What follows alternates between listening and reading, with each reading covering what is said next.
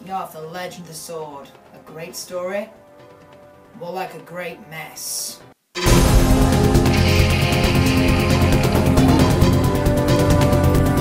Arthur, Legend of the Sword. So King Arthur, Legend of the Sword stars Charlie Hunnam, Demonja Houston, and Jude Law. Now, the story tells basically of where basically Arthur is raised in this slum in a place called Londonium. And basically he's raised by these three sisters who look after him after his mother and father tragically passed. And he keeps having these visions that he means something else. Meanwhile, the kingdom is being ruled by King Felanon, who is basically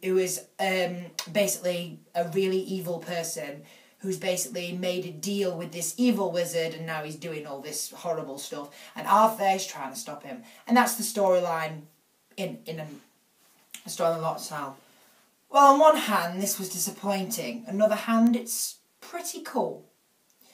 What I don't like about... So the cast is... so Charlie Hunnam plays King Arthur.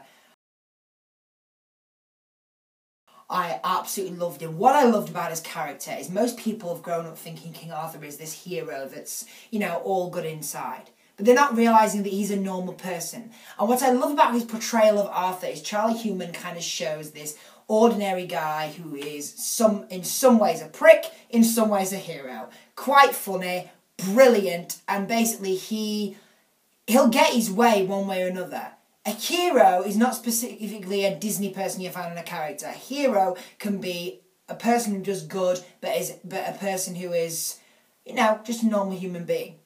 I absolutely liked him in this. I loved, you know, his portrayal of Arthur. I loved his conversational with his characters.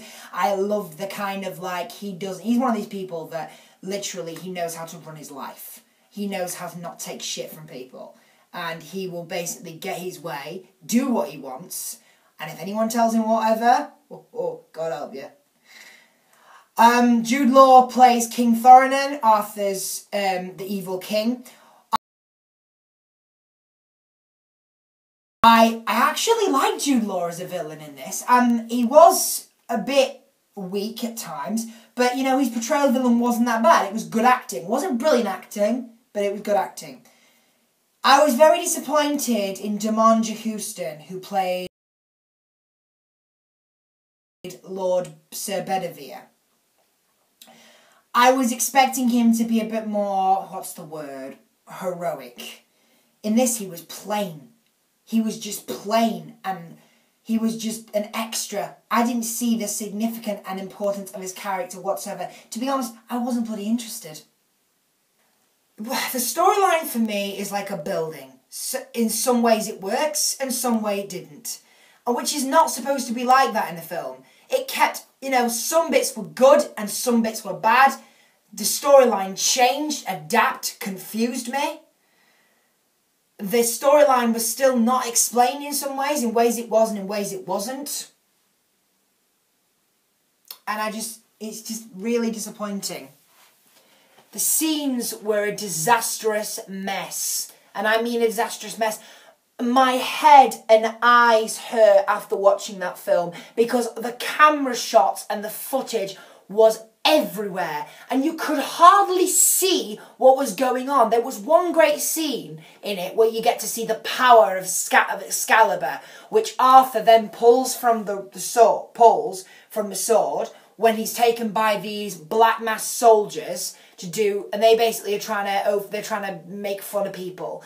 And it's confusing because I don't know how he gets the sword, and it's wrong in how he gets the sword, and it's wrong how he uses it. It was just so not true, pointless. If they were trying to recreate it into a different story, it failed. The monsters were CGI crap. Absolute rubbish. There was terrible animation problems. The tiny scenery that was in it was a complete, utter mess. It looked like rubbish game content you see on a Nintendo.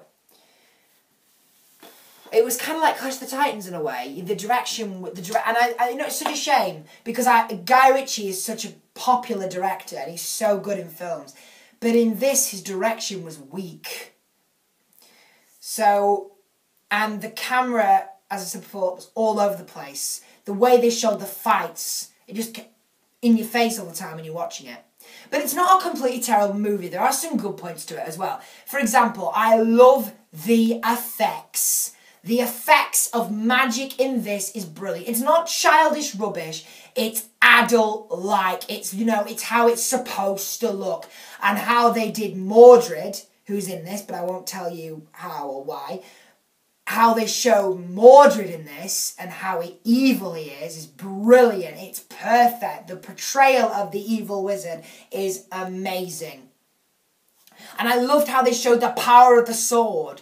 There's a brilliant moment where you get to see Arthur use the power of the sword.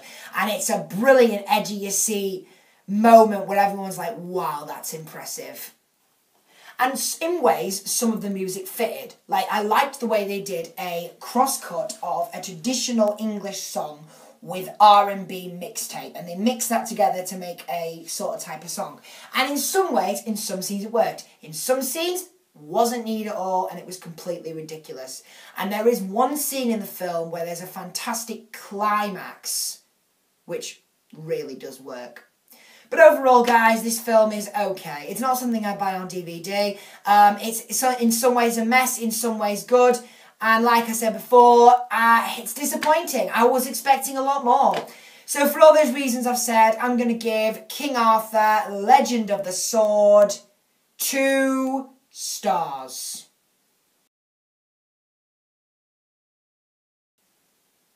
So, King Arthur, Legend of the Sword. Have you guys seen it? What do you think about it? Please let me know in the comments below.